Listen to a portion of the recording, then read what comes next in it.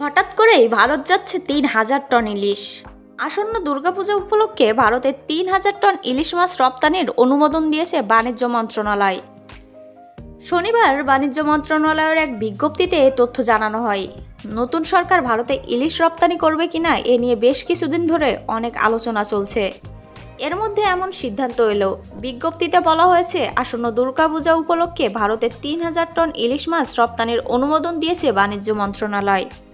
রপ্তানিকারকদের আবেদনের বিপরীতে নির্ধারিত শর্তাবলী পূরণ সাপেক্ষে ইলিশ রপ্তানির অনুমোদন দেওয়া হয়।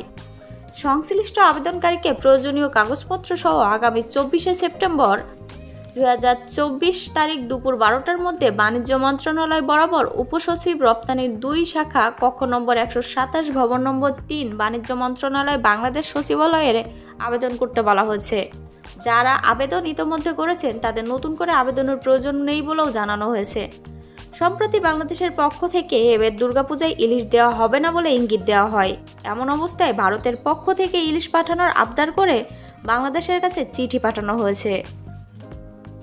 এর আগে দেশে সরবরাহ বাড়াতে এবছর ভারতে ইলিশ রপ্তানি না করার সিদ্ধান্তও নিয়েছিল অন্তর্বর্তীকালীন সরকার।